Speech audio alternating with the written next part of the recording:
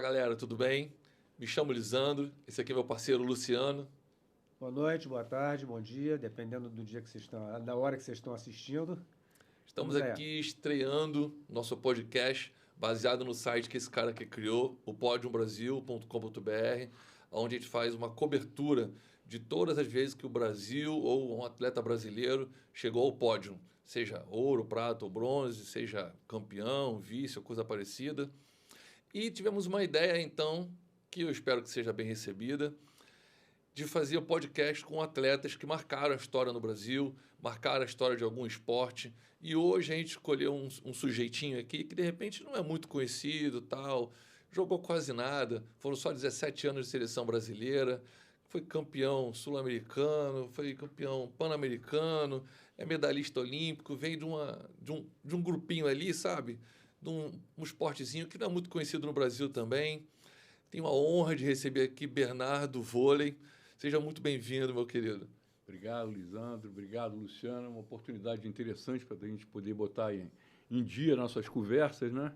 E contar um pouquinho da nossa história, né? Para enaltecer também todo esse ponto de um cast aí que vocês criaram, que eu acho que vai ser um programa que veio para vingar e para ajudar o esporte cada vez mais a se propagar. É o nosso pequeno desejo, né? Que a gente consiga colocar o esporte cada vez mais em evidência.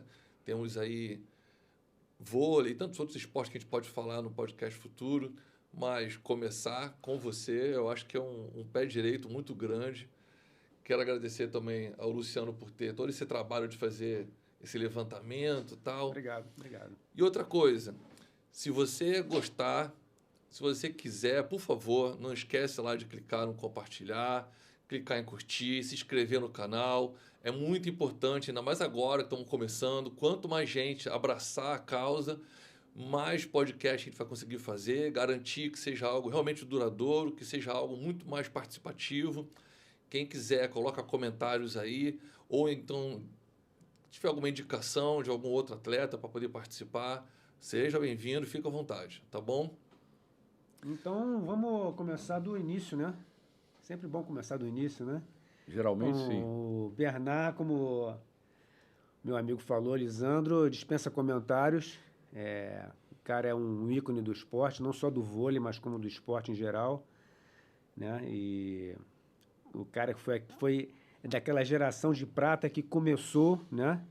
Foi a partir de 84, que foi a medalha de prata, ou até um pouco antes, até 82, o vice-mundial 82. Isso, mas teve em 78, já começou a surgir. Isso, Final da década de 70 é que a coisa começou a se moldar com treinamentos em tempo integral, que até então a geração anterior, ou as gerações anteriores, não tinha oportunidade de treinar em tempo integral, porque a maioria ia trabalhar, depois chegava de terno e gravata para bater uma bolinha, treinava terça e quinta e ia embora, treinava 1h30. Que coisa. E a minha geração, através do Nussmann, que era o presidente da Confederação Brasileira, Carlos Arthur Nussmann. isso, foi quem oportunizou a possibilidade da gente poder ter esse treinamento, arrumando patrocinadores, e foi quando o voleibol do Brasil, que não era nada, não tinha a menor perspectiva, não sabia nem, conseguiu, de fato, um espaço conquistado com muito suor e que até hoje nos dá um orgulho muito grande de ter feito parte desse processo que fez desse nosso esporte um esporte popularíssimo no nosso Brasil, né? A gente costuma dizer que esporte número 1 no Brasil é o voleibol. Futebol é religião, é diferente, é outro papo. É isso mesmo. Como é que foi o seu início no vôlei? Desde da primeira vez que você foi... o primeiro dia que você foi treinar, como é que você entrou no esporte? Esse negócio de voleibol? Na verdade, porque até então o voleibol não era muita coisa, não era nada. Não era reconhecido. Na verdade, eu fui chamado por um amigo meu, vizinho de rua, para jogar basquete no Fluminense. Eu fui jogar basquete no Fluminense, com menos de um mês de treinamento. O técnico era o René Machado, pai do Marcelinho Machado, nosso craque da seleção, que com um mês de treinamento me convidou a me retirar, porque eu era muito baixo e não levava muito jeito para o basquete. Eu fiquei muito triste. Hoje eu agradeço tanto a ele por ter me revelado para o voleibol. Obrigado por ter me expulsado do basquete. Foi quando o Benedito da Silva, que foi o maior revelador de talentos do voleibol, na minha opinião, do Brasil, veio no mesmo vestiário, no mesmo dia que eu fui dispensado do basquete, a me convidar para bater uma bola de vôlei na parede. Ainda falou: molecão, teu negócio é voleibol. Esquece esse negócio de basquete. Lá no vestiário, mudando de roupa, eu botei a roupa de novo, fui pro paredão, comecei a bater bola, jogar dar toque, né? Que coisa. Isso Com no um Fluminense. mês de treinamento, com 12 para 13 anos já estava titular do Mirim, com 13 já estava titular do Mirim, do infantil, com 14 Mirim, infantil, juvenil, seleção brasileira juvenil. Eu fui muito precoce, né? E com 17 anos eu fui para o primeiro Pan-Americano, depois Olimpíada, né? Participei de 4 Pan-Americanos, tenho 4 medalhas Pan-Americanas. Participei de 3 Olimpíadas. Um ouro em Caracas, né? Caracas, em 83, o ouro do Pan-Americano, né? Os outros 3 foram pratas, né? Os outros 2 pratas e um bronze. Foi o quê? San Juan? Primeiro foi na Cidade do México, em 75, 78 foi... 79 em Porto Rico, San Juan, 83 Caracas, quando a gente ganhou, e 87 em Indianápolis. Ou seja, quando, cada participação, uma medalha. Quando o basquete ganhou, né? Aquele título que o Oscar, eles são reverenciados até hoje, né? Então, no aspecto pan-americano, mas eu fui 10 vezes campeão sul-americano, não só juvenil como adulto. A gente nunca perdeu um campeonato sul-americano na história, verdade, o Brasil. Até hoje, né? Copa do Mundo, joguei 3. Copa do Mundo ela é realizada de 4 em 4 anos no Japão, você roda o Japão inteiro. Eu participei de 4 campeonatos mundiais, né? Fui medalha de prata em 82. E com 540 partidas pela seleção brasileira, durante 17 anos, foi uma trajetória que me deu uma condição não só de me impor no sentido de como atleta e consideração do país, porque o vôlei não era nada. O vôlei ninguém sabia se era com a mão, se era com cesta, se era para mulher. E a minha geração foi responsável para provar para o resto da sociedade que esse esporte era viável, que bastava que tivesse alguém ou alguns que tivesse a capacidade de desenvolver, buscando patrocinadores e dando oportunidade para você treinar em mais de um período diário, que até então treinava-se uma vez por dia, como eu falei anteriormente. E daí a coisa deslanchou. Então, a gente tem uma gratidão muito grande por esse esporte. Eu achei que quando eu parei de jogar, em 88, seria difícil que alguma geração pudesse suprir os resultados positivos que a minha geração proporcionou, mas me enganei terrivelmente, porque na Olimpíada de 92, felizmente, em Barcelona, eu era até ministro de esportes, a gente viu uma geração de meros desconhecidos se tornarem campeões olímpicos. Está fazendo 30 anos esse ano, né? Exatamente. Fez agora. E que nos orgulhou muito, né? A medalha de prata, tudo começou lá, mas hoje é difícil você falar de medalha A, B, ou C ou D, porque todo ano tem uma medalha, ou algumas medalhas, não só no vôlei masculino, como no feminino, e vôlei de praia também, né? Que virou uma escola a nível mundial. Até então, o Brasil não tinha uma escola a ser considerada criativa para o esporte, né? A gente mesclava com um pouco da força dos europeus, especificamente dos russos, e com a velocidade do japonês e dos asiáticos, Coreia, China. E hoje a gente tem a escola brasileira, que é uma mescla um pouco de tudo. Essa é uma dúvida minha, inclusive. O vôlei de praia surgiu no Brasil ou só foi enaltecido no Brasil? Na verdade, o vôlei de praia ele existe na Califórnia há milênios. Né? No Brasil também, só que numa escala no sentido técnico inferior. O americano sempre foi mais profissional. Não existia campeonato a nível mundial. Quem proporcionou essa oportunidade foi o NUSMA, que, como presidente presidente da Comissão de Esportes da Federação Internacional de Vôlei, ele conseguiu sensibilizar a Federação Internacional de que o voleibol podia se tornar um esporte não só a nível mundial, como olímpico. E eu também fui vice-campeão mundial 2 vezes de praia. Aqui no Rio, né? No Rio de Janeiro. Antigamente só se jogava no Rio de Janeiro esse Mundial. Depois é que a coisa abriu. Houve a primeira Olimpíada em Atlanta, em 1996, quando a gente ganhou lá 2 medalhas no feminino, né? Com a Jaqueline e a Sandra, contra a Adriana... Que era a Mônica e a Adriana Samuel.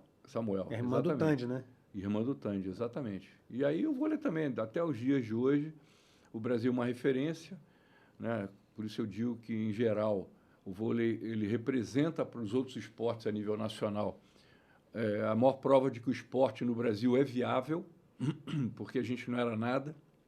De repente, com força de vontade, com determinação de algumas gerações, a minha foi a primeira, e com a busca da excelência que os dirigentes, no caso foi o NUSMA, proporcionou ao treinamento das seleções brasileiras, conseguir provar que o esporte era viável. Né? Porque, mas o vôlei não é nada, hoje você fala em vôlei, é uma loucura, né? Todo mundo sabe o nome de todos os jogadores, né? E acaba uma geração, já tem outra surgindo. A seleção o tempo sempre inteiro. é uma expectativa de medalha Mas vai estar mal, não está ganhando. Quer dizer, para o brasileiro chegou em terceiro lugar, porcaria. É verdade. Ou você é campeão do mundo, ou você não é nada. Então, infelizmente, é assim que funciona.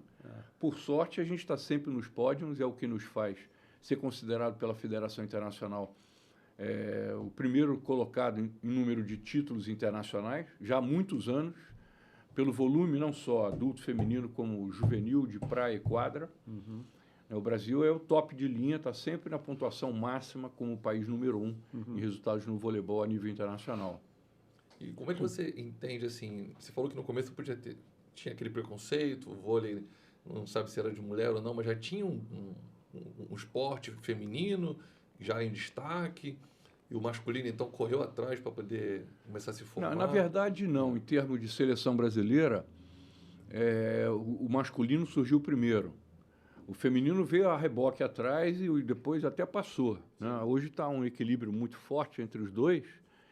E a partir do momento que a gente conseguiu patrocinadores, porque a gente viajava pela Europa, ia para a Cortina de Ferro, que pagava passagem aérea e estadia durante 2 meses, e a gente ia evoluindo porque não sabia nem contra quem ia jogar, e pegava feras, e você só consegue evoluir no esporte jogando, participando de algum evento, com atletas de superioridade à sua técnica, né? Isso aí, te colocando à prova. Então, se você jogar com alguém do seu nível inferior, você não vai chegar nunca num lugar, né, que te dê um destaque grande, né?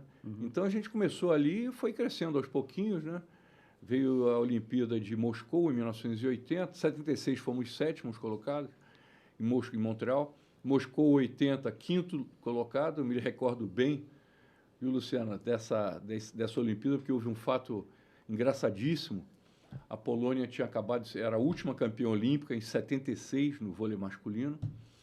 E no jogo entre Brasil e Polônia, em Moscou, com a presença do primeiro-ministro polonês na arquibancada, quando ele entrou, os dois equipes, Brasil e Polônia, estavam batendo bola para aquecer. O primeiro-ministro se avizinhou da grade, né? Os atletas todos foram até lá, ele cumprimentou todo mundo, depois voltou, começou o jogo. 1-0 Polônia, 2-0 Polônia, campeão olímpico da última Olimpíada até então. 2-0 Polônia, o primeiro-ministro se levantou e começou a cumprimentar, agradecer a equipe, que ele tinha que se retirar, que ele tinha outros programas olímpicos e tal. Foi embora. O Brasil virou, ganhamos de 3-2. Então, foi muito engraçado. Não dá para esquecer aquele momento, né? Então, o Brasil venceu o campeão olímpico. Daquela Acho que ele já estava esperando, hein? Vocês virarem o jogo. Hein? Você foi embora. Aquilo aí é uma história muito legal. Vai ser constrangedor ele continuar. Muito bacana. E eu, particularmente, meu pai era polaco, né? Era polonês. E fui jogar na Polônia contra eles. E era homenageado quando diziam, eu não entendia nada em polonês. Mas o povo aplaudia quando ia jogar. Me lembro de 76, antes da Olimpíada, me deram uma moeda com a cara do Papa Wojtyła. Sim. Uma moeda mesmo. Pô, aquilo lá, para mim, foi o máximo. E eu não sabia nem quem era, porque ele só veio a ser Papa em 78... Não, 70... Desculpe, falei besteira. 79, 80... Cara, o alguma Wojtyła que virou...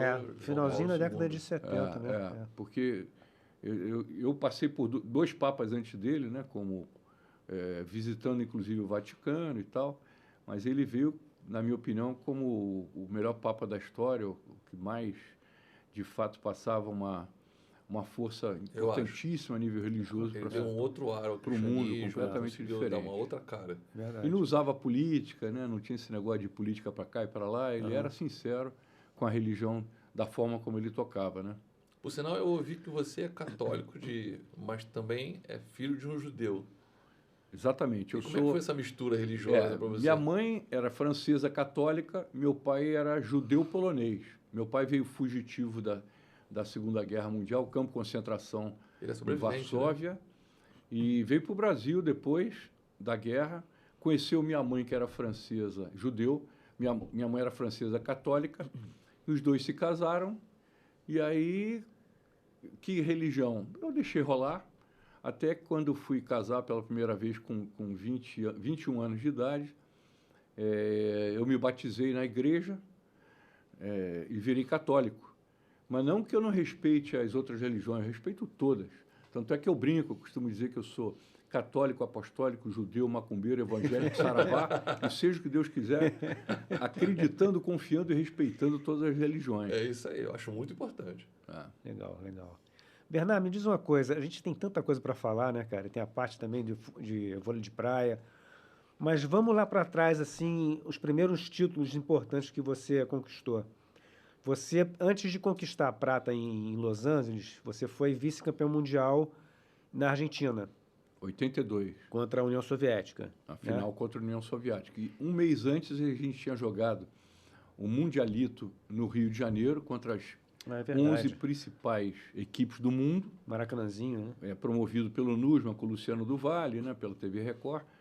E foi quando a gente bateu a imbatível seleção soviética, que aquele time nunca tinha perdido para ninguém. E na final nós ganhamos deles. Foi uma loucura, com 22 mil pessoas no Maracanãzinho. Imagina que hoje só cabe 8 mil. Eram 22 mil pessoas, porque era cimentado.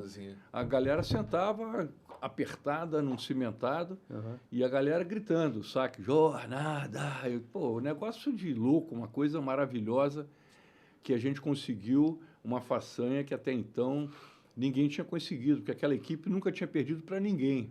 O Brasil foi a primeira equipe a bater a União Soviética, né? Depois vieram outros jogos, a gente vai falar, mas voltando ao Mundial da Argentina, um mês depois a gente foi jogar a final de novo contra a União Soviética. Aí os caras não tiveram a menor pena. Ganharam de 3-0. Mas voltando ao jogo do Mundialito que a gente ganhou em 82, com transmissão do Luciano do Vale, com sonoplastia, a bola subia, botava bonequinho no placar eletrônico, a bola indo até a Lua, dando a volta pela Lua. Vamos falar sobre Era um negócio isso muito bacana. Foi ali que você criou o Jornada nas Estrelas? Não, foi antes. Na verdade, foi antes. Mas o nome surgiu ali? Não, ele começou a surgir no Mundialito em 82. Foi mais ou menos por ali em termos populares. Mas em 81 já tinha feito o Campeonato Sul-Americano de Clubes e tal, já tinha dado um destaque para ele. Eu me lembro que o técnico não gostava, o Bebeto de Freitas, porque o único ginásio que tinha no Rio que dava para dar era o Maracanãzinho. Por causa da altura, né? Que ainda abaixo tinha uma luminária gigante que parecia o sol lá no teto do ginásio. Eu soube que você já quebrou uma luminária. Era uma loucura. Então você dava aquele saque, a bola ia lá em cima rodando, a galera olhava igual olhar para o sol e apagava tudo, né? E ela vinha com tudo e eu fazia muitos pontos ali, né? Eu me recordo que nessa final contra a União Soviética, o Zaitsev, que era o capitão da seleção e levantador russo, que é pai desse Zaitsev, que é italiano, que ele se naturalizou italiano, ele foi dar o Jornada nas Estrelas para dizer que eles são superiores, né? Pô, a gente também sei fazer isso. Aí ele foi lá para trás, pegou a bola, arquibancada para lá, né? Redondo, Maracanãzinho, campo para cá. Ele foi dar uma paulada na bola, a bola, em vez de ir para o meu campo do Brasil, ela foi para a arquibancada. Mentira! Então tacaram moeda, laranja na cabeça dele, e ali eles começaram a perder a cabeça. Então foi muito interessante, engraçadíssimo. Até hoje, quando eu cruzo com ele, eu tenho fotografias, depois vou passar para você, a gente se fala nesse sentido. Lembra que você quis dar uma de sabido e dançou? Então, é bacana esse lado também. E foi aí que, pela primeira vez, o vôlei do Brasil ganhou um título em nível mundial, porque eram as 12 melhores seleções do mundo disputando aquele campeonato. Foi ganhar logo de quem? Da União Soviética. Exatamente. As maiores forças eram o quê? Era a União Soviética, Polônia... Polônia, União Soviética... Estados Unidos e Itália ainda não eram... Estados Unidos não tinha pintado ainda, não. Estados Unidos pintou depois de 82, 83. Em 1978, os Estados Unidos eram 24 times, chegam em 23º. É mesmo? Só para você ter uma ideia, antes da Olimpíada Isso deve de ser Los Angeles, né? Criaram o vôlei, nasceu nos Estados Unidos. William Morgan. E durante muito tempo não eram ninguém no vôlei mundial. Exatamente, porque o vôlei nunca foi muito popular, apesar de hoje ser o esporte mais campeão em termos de medalhas olímpicas de esporte coletivo nos Estados Unidos, né? Porque não é um esporte de tradição. Mais do que o basquete para eles? Em termos de medalha, mais. O basquete começou a disputar com uma equipe há pouco tempo, né? Com os profissionais. Então, mas você fala também quadra e praia, né? Quadra e praia. Sim. Então, eles têm um histórico fantástico que fez com que eles tivessem, de fato, um crescimento muito rápido, né? A gente não botava fé na Olimpíada de Los Angeles que a gente pudesse perder para os Estados Unidos numa final, tendo ganho de 3-0 na eliminatória. Eu ia entrar nesse assunto agora. Tendo ganho de 3-0, se chegar numa final e os caras terem marcado todo o nosso jogo, estudaram tudo, viraram à noite, é o que o Bernardinho faz até hoje.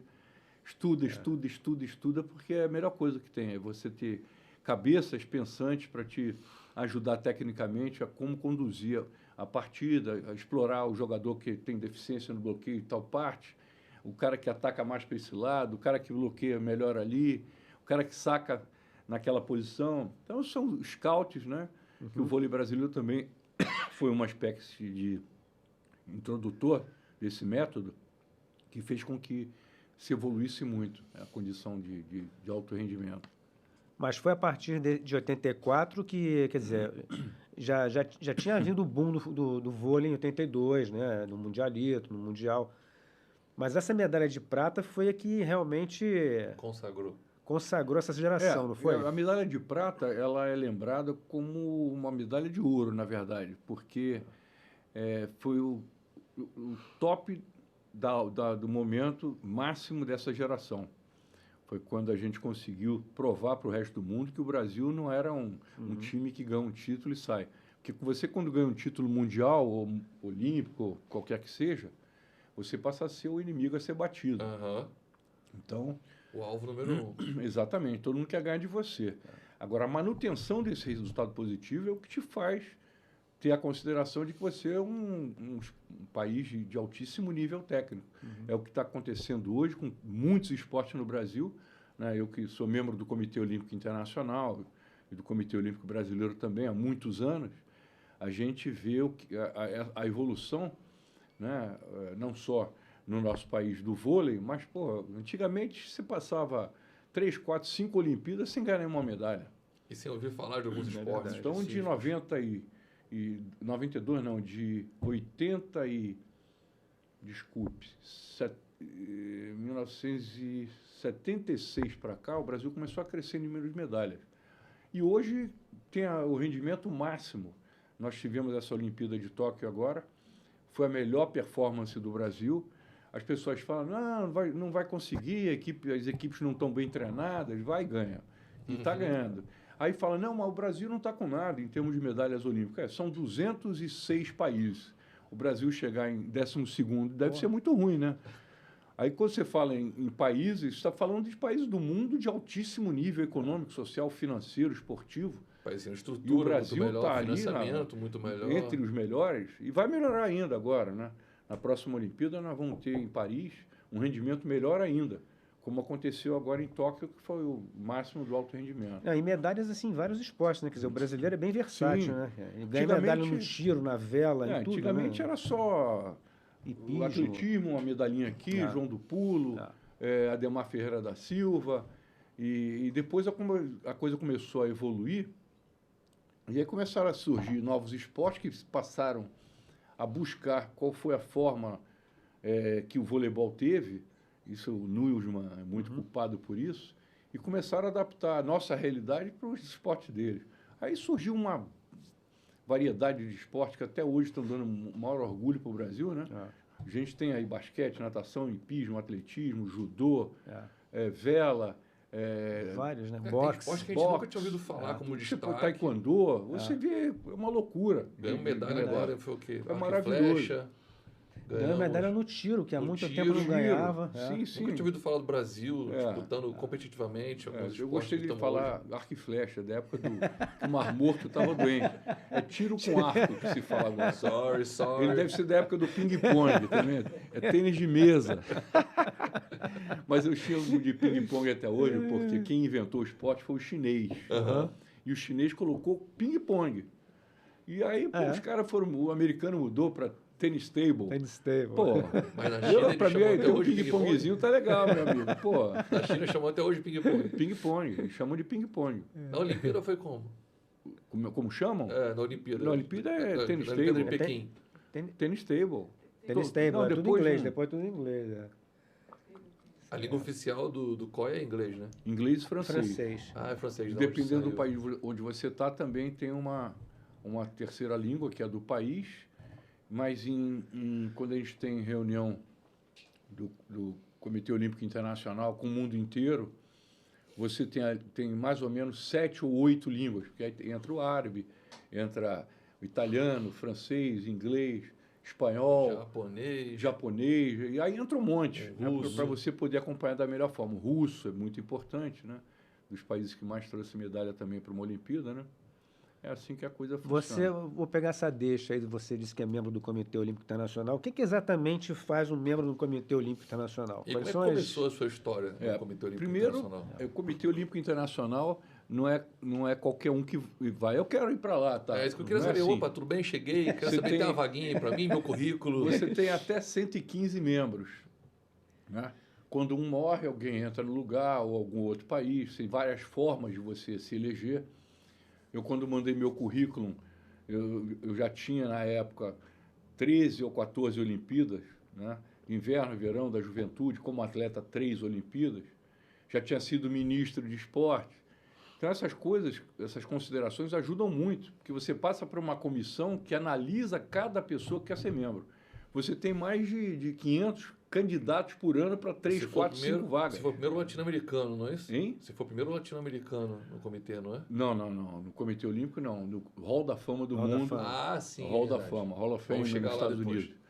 Então, você... É uma eleição.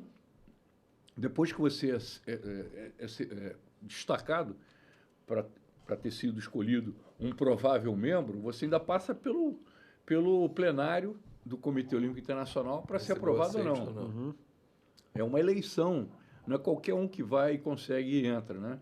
Mas ali dentro você tem de tudo, tem reis, tem príncipe, tem o príncipe Albert de Mônaco, você tem a filha da rainha da Inglaterra, a princesa Anne, tem um monte de plebeu lá, tem eu, né? Tô brincando, tem muito atleta de altíssimo nível, dos melhores do mundo, então é muito eclético.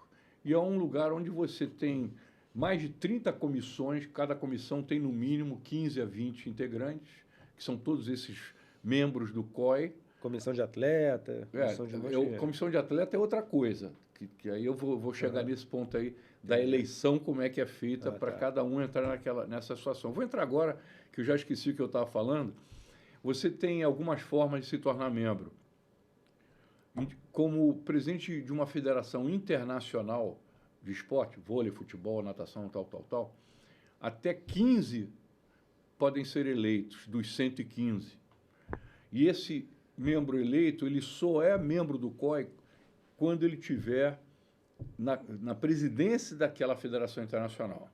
Você tem outros 15 que são presidentes de comitês olímpicos nacionais, ou seja, Brasil, China, Paraguai, não sei o que. São eleitos, da mesma forma que eu também fui, que eles ficam lá enquanto presidentes do Comitê Olímpico Nacional. Aí você tem 15 atletas da comissão de atletas do COI, que também são atletas de altíssima relevância, que esses só podem ser reeleitos por um mandato. Então, eles têm 4 mais 4 anos.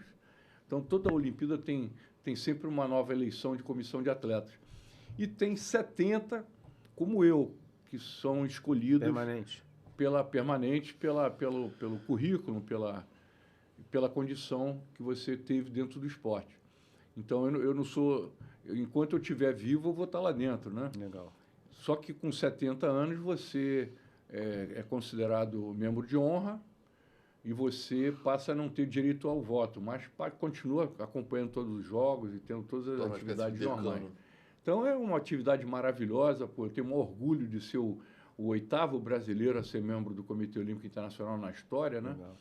E de entender o trabalho, como é sério lá dentro, de ver o que se trabalha, o que se faz, o que se pensa.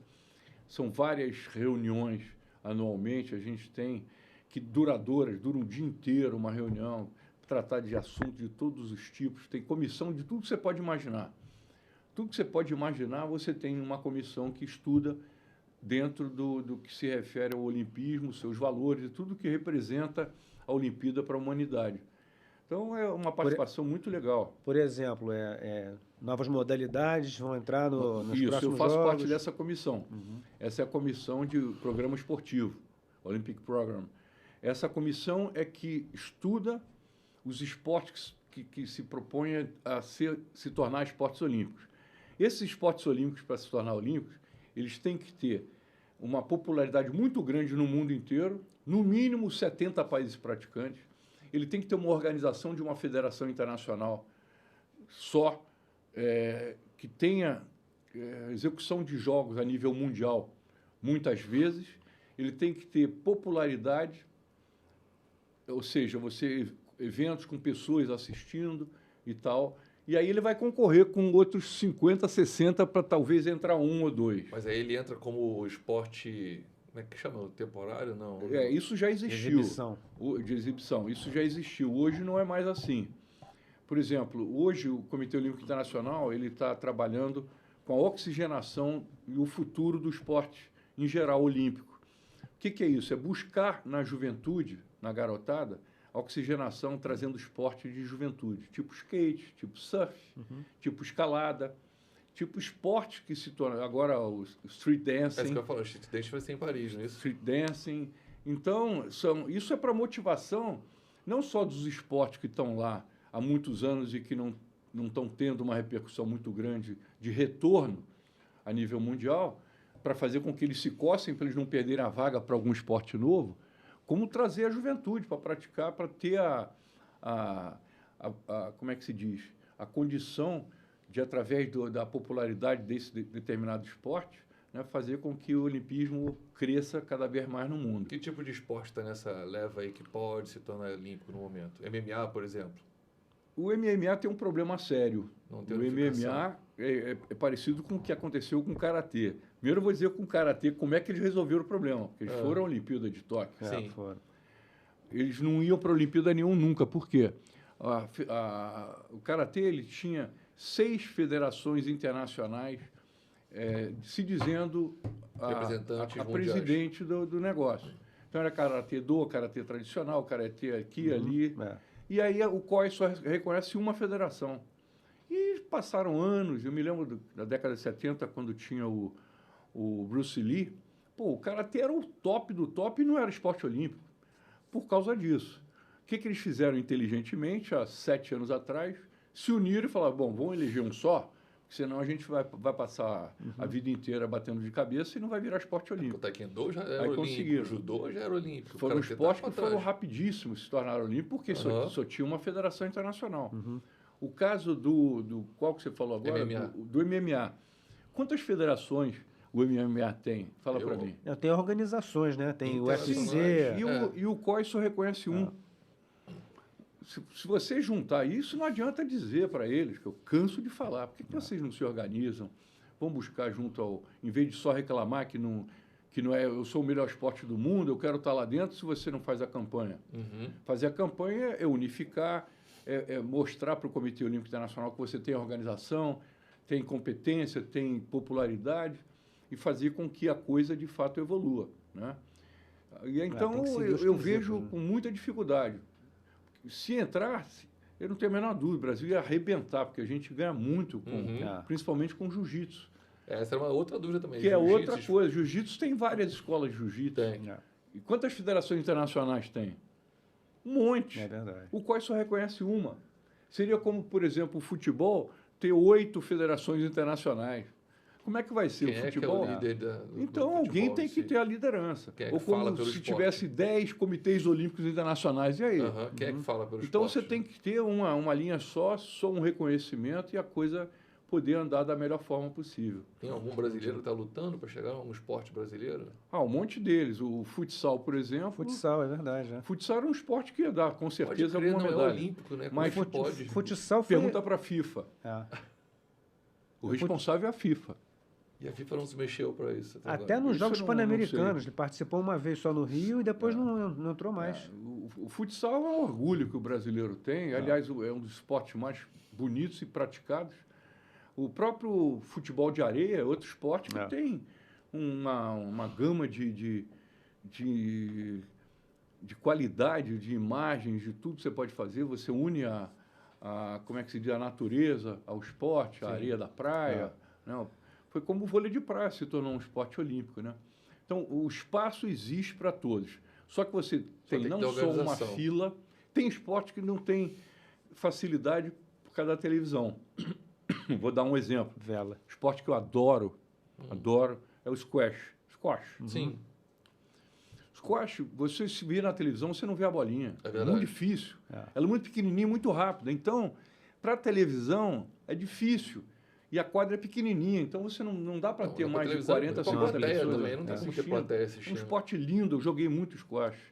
Mas é muito difícil. Então, são coisas que você tem que tentar, de alguma forma, superar para estar tentando. Não sei nem como, não me pergunte. O problema do imagino. squash é a bolinha mesmo. A bolinha é difícil. Porque eu já vi uma... Ela pode ser branca ou preta, é tem muito dificuldade. rápido. Tem E dificuldade. mesmo assim, a quadra é relativamente pequena. Como é que vai fazer uma plateia? Vai ficar Mano, uma mas distância a que não quadra- enxerga nada. Mas você sabe que eu vi outro dia uma quadra toda de acrílico. Toda. Não, Mesmo assim, como é que hoje você enxerga a bolinha à 90% distância, né? são de acrílico. A nível mundial, Quer dizer, todas dá são para de você acrílico. ver. Pode ter plateia, mas você não consegue ver a bolinha. Muito Na veloz. verdade, não é acrílico, aquilo é vidro mesmo, mesmo, Rex né? de 20 aham. milímetros, que é uma vidro, cacetada louca, né? Você cair num vidro daquele quebrar tem que ser uma coisa muito consistente, né? E tem outros aí, tipo golfe. O golfe não era esporte olímpico Verdade. há mais de 100 anos. E voltou a ser aqui no Rio de Janeiro. Criou-se aqui na Barra esse clube maravilhoso aqui de golfe, que é considerado um dos melhores do mundo, Ah, é? em todos os aspectos, maravilhoso. Sobre Para que quem tem um não restaurante conhece. lá que tem café da manhã e Não, é tudo. legal, cara. Vale a pena. Pô, você tem que ir lá Pra olhar, quem dar mora, uma volta. quem mora no Rio é um lugar legal para você Maravilhoso, para tudo. ir lá É um comer. espetáculo. Além de ser um esporte maravilhoso. Final de tarde ali é bacana. Esporte lindo, maravilhoso também, né? O Bernardo, vamos voltar um pouquinho para a quadra. Você foi vice-campeão mundial de vôlei de praia, né? Em 88. Isso. Estava começando o vôlei de praia, o mundial de vôlei de praia. Acho que era o segundo em 88, né? Que foi feito no Rio, se eu não me engano. Mundial de praia. O primeiro foi em 87, o segundo em 89, com o Renan. 88. Acho que foi desculpe. 88. Você com o Luiz 88. Américo. É. Né? 87 foi com o Edinho. Ah, eu lembro. Com o Edinho. É, isso Depois mesmo. foi com o Renan. Aliás, com Luiz Américo. Luiz Américo. É. E depois com o Renan. Foram 3 vezes. Em 88 vocês foram o Mundial vice. era só no Rio de Janeiro. Só no Rio. O único lugar que fazia era o Rio. Depois que se tornou isso, essa febre a nível mundial, né? Foi legal porque, assim, o pessoal, as estrelas da geração de prata ali, né? Vice-campeã olímpica, né? Você, Renan, tinha também o... Quem estava junto com o Renan? Montanaro. Montanaro e William. Renan, você e Luiz Américo. Os dois foram terceiro lugar e vocês foram vice. Isso, né? exatamente. Isso foi o quê? Foi mais ou menos combinado entre vocês ali? É, Bom, a gente está não, acabando a quadra, vamos para a porque praia. Não, porque a gente jogava um mês por ano na praia, enquanto os jogadores de vôlei de praia americano eram específicos só daquele esporte. Né? Hoje ninguém... ou se joga na quadra ou joga na É isso que praia. eu ia falar. A tendência É antes era difícil sair da você- quadra para poder ir para a praia. Então, e não dava tempo que você jogava tanto na quadra, e o tempo para você jogar um Mundial, você tinha menos de 20 dias para treinar. Então, pô, você vai sair do teu campo para jogar na areia, com sol na cara, pisando em falso, uma série de coisas. E isso fez com que dificultasse cada vez muito, né? E hoje não. Hoje você tem um jogador específico daquele esporte que vem dando resultados maravilhosos. Né? Tecnicamente é muito diferente o vôlei que se pratica na praia, pratica na quadra. A diferença, a técnica do jogador é muito diferente? A técnica da manchete, do toque, do ataque, do saque é mais ou menos parecido. A dificuldade está na movimentação. Você pisa na areia, cheio de buraco, você não tem um ponto de referência. A impressão que se dá é que na Mas areia você vai tem dar que um correr ataque muito mais. numa quadra com teto, você tem a referência, a bola está indo daqui para lá. Agora, você numa praia, você está vendo o céu. E quando tem sol, então, você se perde mais ainda. Então, é mais apurado, é mais difícil. Não é que seja muito diferente em termos de resultado positivo, né? O Brasil, a gente se adapta, qualquer um se adapta. Só que não é tão fácil, né? É um esporte maravilhoso, que tem a ver com a natureza, né? Uhum. E a parte do voleibol de praia aqui do Rio, em 2016, pô, foi a quadra mais linda que existiu na história. Porque em Copacabana, aquele arena para 16 mil pessoas, foi uma coisa de louco. Era enorme. Tendo o mar por trás. Eu entreguei a medalha, né? Eu tive esse privilégio para entregar a medalha para o Bruno e para o... Alisson. Para o Alisson, né? O Alisson e o Bruno. Alisson. Agora, olha só, estou ficando meio maluco. Eu acho que foi o Alisson e Bruno. Bruno Schmidt e acho que é Alisson. Acabou de me fugir. É tanto campeonato que acabou de me fugir. Alisson, agora esqueci o sobrenome dele. Pode deixar para lá. Foram campeões, graças a Deus, são orgulho nacionais. E fomos prata no feminino também. Exatamente. Né? Então, é um esporte que está dando resultados diretos também para o Brasil, né? E o Hall da Fama, que a gente tocou aqui no assunto assim, a passant, como é que foi isso? Você foi o primeiro brasileiro a entrar no Hall da Fama da Federação Internacional. Não é da Federação Internacional. O Hall da Fama Internacional, ele existe no local onde inventou-se o voleibol, em Holyoke, no Massachusetts, pertinho de Boston, onde você tem na quadra da ACM, que lá começou o vôlei. No início você botava 50 de cada lado no meio de um gramado, era uma loucura. Depois a coisa foi evoluindo, né? Não era nem quadra, não era nem o IMCA, assim. Não, tinha na grama, tinha um monte de coisa, e a coisa foi evoluindo. E lá eles criaram, né, década de 70, o Hall da Fama Mundial. É uma cidade, Holyoke, que você chega, as placas todas assim, The Birthplace of Volleyball, lugar de nascimento do voleibol, as ambulâncias, tudo é voleibol. Tudo que você pode imaginar é voleibol. E eu fui o primeiro latino em geral a entrar, não só americano, porque não existia nenhum italiano, nenhum da América do Sul. Ninguém. Eu fui o primeiro, né, em 1985. 85 ou 95? 85. 2005, estou bem de cabeça, tá vendo? E eu entrei e fui o primeiro. Hoje o Brasil tem 15, 20, né, e vai entrar muito mais. Porque o Brasil, sendo a referência, na época não era, né? E você, para poder entrar no Hall da Fama, você tem que ter parado de jogar um determinado tempo. Não é o cara que está jogando que vai entrar para o Hall da Fama. Né? Você vê, o Guga entrou há pouco tempo, depois que ele parou. Então, não é... A própria Hortência entrou para o Hall da Fama do basquete. Então, tudo a seu tempo. E o local é maravilhoso. É um local onde você tem exposto lá numa parede camisa, fotografias tuas da época, a medalha olímpica ou mundial você deixa lá um período, depois retira, põe de novo. E com uma placa grandona, com a foto tua, escrito todos os títulos que você conseguiu. É muito legal, bacana para boa. São 3 ou 4 dias de solenidades, de almoços e jantares.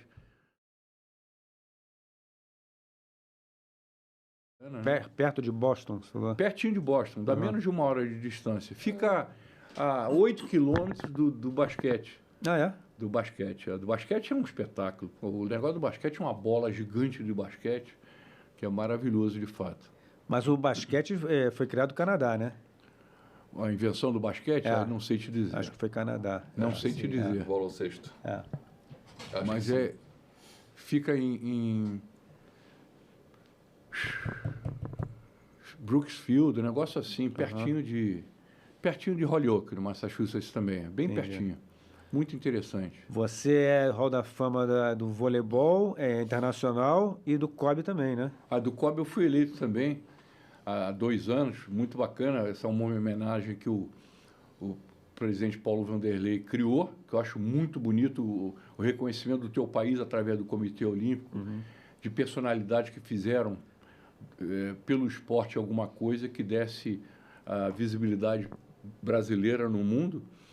E assim como eu, tantos estão sendo toda hora homenageados, né? Muito bacana. É bacana porque é mais uma coisa de reconhecimento do teu país. Esse é onde? É no comitê do... Comitê Olímpico do Brasil. Comitê Olímpico Brasileiro. É do Brasil, exatamente. Era do brasileiro, agora virou do Brasil. É melhor, é mais fácil de entender. E o cenário do vôlei hoje, como é que você vê essa... Além da seleção brasileira, como é que estão os times de vôlei no Brasil? Como é que você vê essa representatividade hoje? Estamos num bom nível, um nível... O que acontece é o seguinte, todo ano dizem, pô, a geração que está vindo aí está uma porcaria, não vai arrumar nada, de repente vai, pum, belisca. Então estão falando que agora que o vôlei de praia está muito ruim, porque o masculino está ruim, aí vai chegar a Olimpíada, vai trazer alguma coisa. Mas foi campeão mundial agora, feminino. Isso. O que acontece?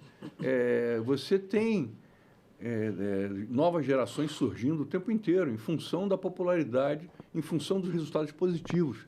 O vôlei brasileiro está sempre nos pódios. É o que faz com que a criança se queira participar daquele esporte. São os campeões que fazem isso.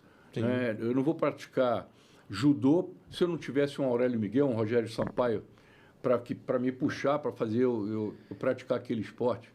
Então, você seguir através de ídolos que são aqueles que buscam a participação efetiva da juventude para fazer determinados esportes.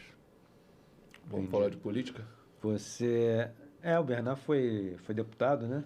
Então. Entrou na vida pública. Pois é, você foi deputado estadual no estado do Rio de Janeiro. Isso, o primeiro fui... 2 mandatos, né? Isso, primeiro eu fui ministro de esportes, né? E isso valeu... primeiro foi ministro... Primeiro eu fui ministro de esportes... Em 91. Em 1991 e 92. Governo... Sucedi o Zico... Fernando Henrique. Não, do Collor. Governo Collor ainda. Primeiro foi o Zico, depois fui eu, depois foi o Pelé. Fiquei no meio ali do futebol. Que trinca. E aí foi uma experiência maravilhosa, que a gente, na época, não tinha recursos para viabilizar muitas coisas, mas eu, da forma como eu tinha ligação com o presidente, eu buscava nas estatais que tinham recursos para poder bancar as modalidades olímpicas, principalmente para participarem de Jogos Olímpicos, Pan-Americanos e outras coisas, né? E a visão que se tinha da política sobre o esporte mudou ao longo do tempo? Não, vem mudando sempre para melhor. Para melhor. Para melhor. É a impressão que eu tenho. Nunca houve um retrocesso. Está sempre em evolução, né? O brasileiro tem essa história do cachorro vira-lata, não ganhou, é uma porcaria, né? O Parque Olímpico está abandonado, tudo mentira. Vai lá dar uma olhada. Tem um equipamento ou outro que não está sendo usado periodicamente. Mas como a gente quer criticar, aí cai um balão, queimou, acabou, pegou fogo em tudo, não existe mais. Tudo mentira. Aí você vê na televisão os eventos ao vivo passando. Só que você pega o jornal o dia seguinte, o espírito do cachorro vira-lata, que infelizmente o brasileiro tem. Eu acho muito pouca a repercussão que se tem. É, muito pouco. Você tem a imagem negativa do Parque Olímpico, que foi uma maravilha. O Parque Olímpico de Sydney, do ano de 2000, da Olimpíada, na Austrália, ele levou 8 anos para começar a ser utilizado. Pra você ter uma ideia. Nossa. Até então ele ficou fechado. Na Grécia foi a mesma coisa. O Brasil conseguiu, menos de um ano depois, está começando a praticar. A equipe de natação treina O que acontece hoje também Parque é Olímpico, que o Comitê Olímpico Internacional ele começou a reduzir custos. A Agenda 2020, que eles criaram, obrigou as candidaturas a não terem muitos gastos, né? Porque as federações internacionais querem ter 3, 4, 5 ginásios de cada esporte. E aí, como é que você vai encher depois? Como é que você vai completar aquilo? Então, eu fiz parte da comissão que elegeu Paris e Los Angeles, os Jogos Olímpicos de 24 e 28, e as federações internacionais, eu quero 2 ginásios aqui, outro ali. O negócio agora é a redução de preço. A gente não pode criar mais elefante branco, porque a manutenção é muito cara. Né? Você vê a piscina olímpica aqui no Rio, no Parque Olímpico, ela foi desmontada e foi transferida, foi doada para um local que eu não me lembro mais, se é Goiás, algum estado desse. Então, hoje, o caminho é não gastar muito, é tentar utilizar os equipamentos esportivos que você já tem, né, para não ter gastos assim homéricos e até onerar um país, né, gastando tanto dinheiro e ser criticado de qualquer jeito, como todos foram até agora, né?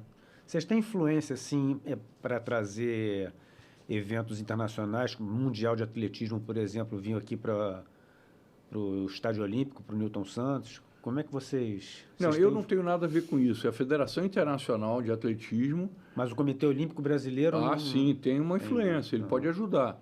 Mas não é ele que determina também. A Federação Internacional do Devido Esporte é que comanda esse processo e faz com que você consiga ou não. Porque não é só um país, uma cidade só que quer promover um evento a nível mundial. Muitas querem, só que você passa por um processo de avaliação para saber qual a condição que você tem, o que você está oferecendo para os atletas, uma série de coisas, confortos, né, e equipamentos esportivos de alto nível. Tem uma estrutura já pré-construída, não é? Exatamente. Aeroporto que garanta essas coisas são muito deslocamento. importantes, são muito importantes.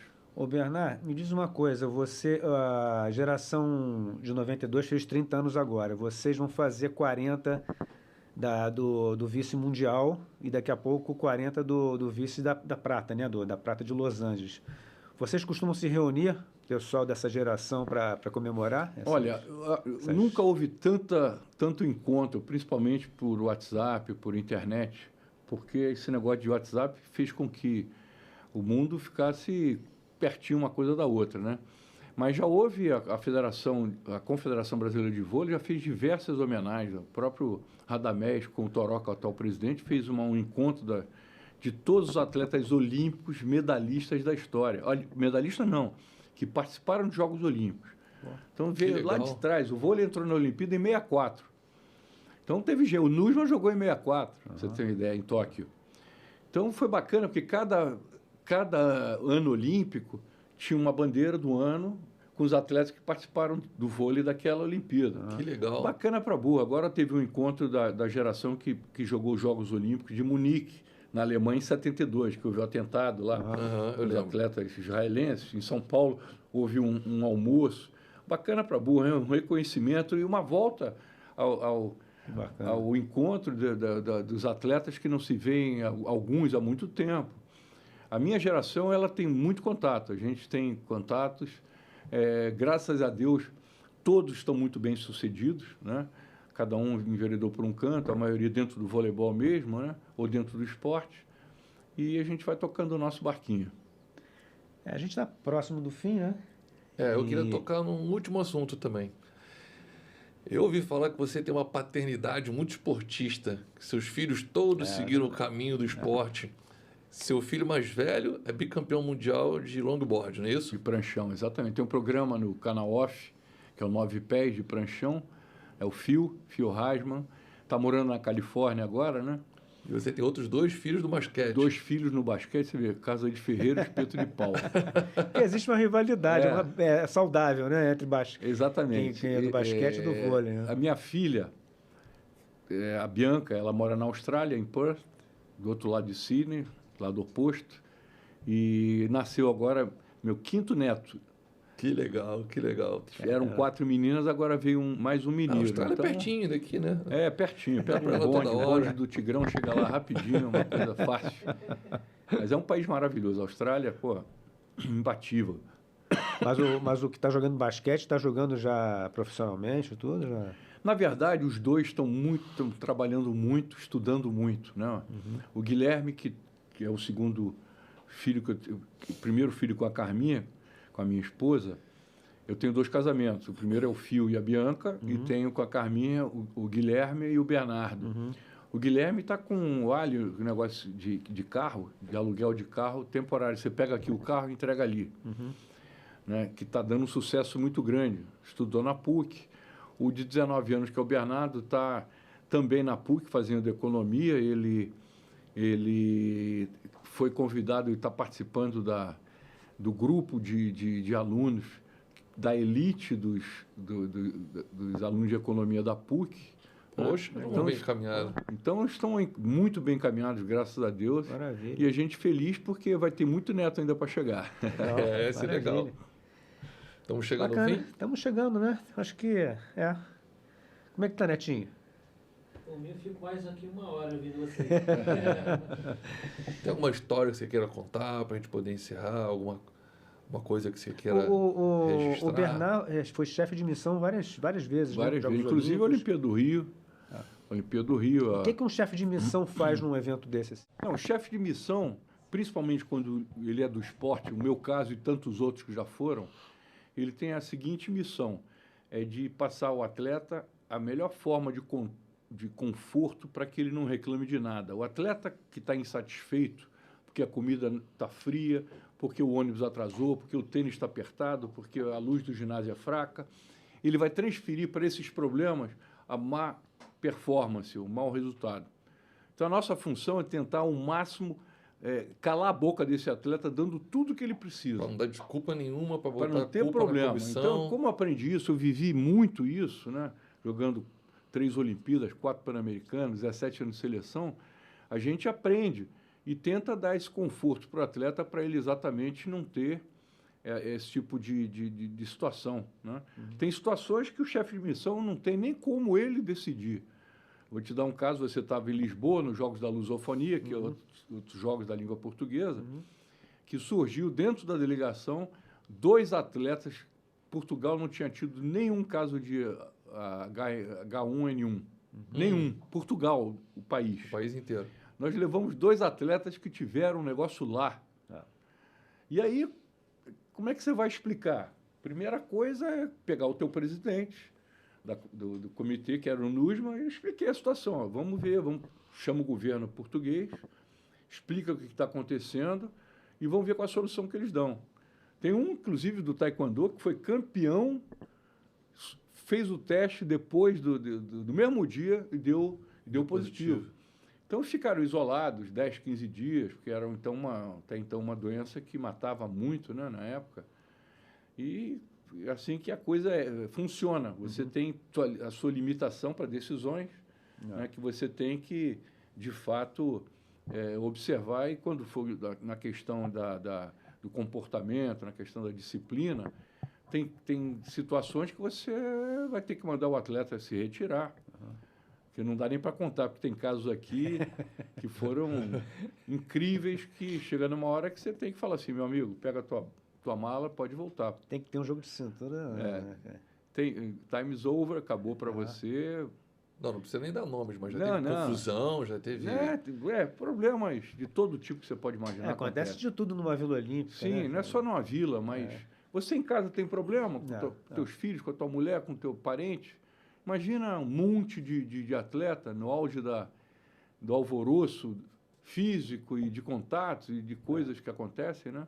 Isso, de fato, é uma coisa que a gente tem que ficar de olho. Um dos maiores problemas é o atleta, quando chega pela primeira vez no restaurante da Vila Olímpica. Quando ele vê aquela coisa, para mim foi assim a minha primeira Olimpíada em Montreal. Você tem sorvete aqui, a pizza ali, a comida eu árabe, ouvi dizer que de tudo que é comida... A maioria tudo que é lugar engorda do e se mundo. perde. Aí vê os ídolos passando, Nádia Comaneci, não sei o quê. Você se perde, você perde o seu centro. Então, você hoje tem um trabalho forte nisso, para o atleta não se perder. Alguns esportes já ficam até fora da vila, para exatamente não passar por esse tipo de situação, onde o atleta não perder o rumo da coisa, né? E é a evolução do esporte. Isso acontece com qualquer um. Você está no meio de uma Olimpíada, imagina com os melhores atletas do mundo, local onde tem 11 mil atletas juntos, dormindo num local só. É uma coisa incrível mesmo. Deve ter muita história estranha. Muita história, muita história. Você vê seus ídolos ali também, né? Isso é o que eu estou dizendo. Os ídolos, você passa um cara que você vê que é o teu... Usain Bolt passando do seu lado, exatamente. na mesa ali do bandejão ali. Como uma pessoa normal. Então, é assim que funciona. Alguns já colocam fora da vila, os grandes atletas. Eu me lembro da Olimpíada de Atenas. Eu fiquei no Queen Mary Queen Mary 2, que era o maior navio do mundo na época, né? Cabiam 5 mil pessoas dentro. Eu fiquei alojado ali não como membro, não como chefe de missão, mas como membro do Comitê Olímpico Brasileiro. Eu me lembro que a seleção masculina de basquete ficou lá. Tinham 10 restaurantes no navio, ficou a dupla campeã feminina, a meia, a outra que eu esqueci o nome, também ficou ali, elas ganharam o ouro. Já o basquete perdeu para a Argentina. Viviam na noite, dentro do navio. Então, o cara perde também, se você não tiver alguém... Porque eles, na época, para a época, eles eram superiores imbatíveis, né? Então, eles estavam nem aí, tomar cerveja de noite. E aí, depois que perde o negócio, o bicho pega, aí eles veem a besteira que cada um fez, né? Legal. Estamos encerrando? Eu acho Netinho, que... como é que tá nosso tempo? Como é que está o nosso horário aí? Por favor. Bateu, né? Então, vamos fazer Maravilha, então vamos... Dou uma mensagenzinha final aqui. É isso que eu ia falar. fica à Então, eu vontade. queria agradecer a vocês a oportunidade de eu poder estar fazendo a abertura desses trabalhos aí do Podium Cast, que eu acho que é um programa importantíssimo para a informação do público que gosta de esporte e também para o que não gosta, que vai passar a gostar depois que assistir, trazendo campeões, trazendo pessoas que têm informações de sua história, da história do esporte como um todo, né? E tenho certeza que veio para ficar. É um programa que a gente curte muito. Assim Estou vendo ali esperamos, né? 3 medalhistas com microfones pendurados. Muito interessante. Muito obrigado pela oportunidade de estar com vocês. Nós que Imagina, agradecemos, cara. Foi Foi uma honra. uma honra receber você. Como eu falei no início, você não é só um dos atletas mais importantes do vôlei na história do Brasil, mas do esporte em geral, né? Você é realmente um ícone, né? Todo mundo que fala em Bernard já sabe que é o Bernard do vôlei, né? Não, tanto que eu, na hora de procurar na internet, Bernardo, vou colocar Bernardo do vôlei, ver o que aparece. Não deu outra.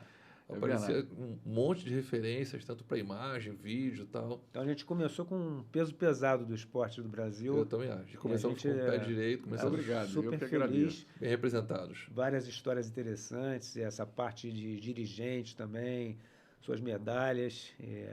Obrigado, né? Obrigado. Agradecer a você pela sua presença e pelo que você fez pelo esporte no E Brasil. farei muito ainda, se Deus quiser. Deus quiser. E quem sabe, quiser voltar uma outra vez aí Isso, também. Vai ser um prazer. Isso. Prazer é Vamos pra nosso. frente. Tá bom. Muito Valeu. obrigado, cara. Muito obrigado. Tá, Parabéns valeu. por tudo aí. Obrigado, Gente, Bernardo. obrigado a todos. Se vocês gostaram, não esqueça, clica lá no curtir, se inscreve lá no canal e bote seu comentário aqui, tá bom? Mais adiante, vamos publicar novos vídeos, novas conversas.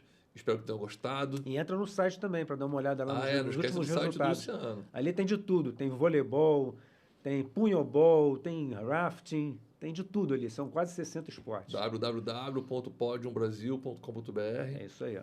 Estamos no Instagram, estamos no YouTube E e no logo em Facebook. outras mídias aí. Isso. Tá bom? Tchau, gente. Obrigado, hein? Grande abraço a todos. Abraço.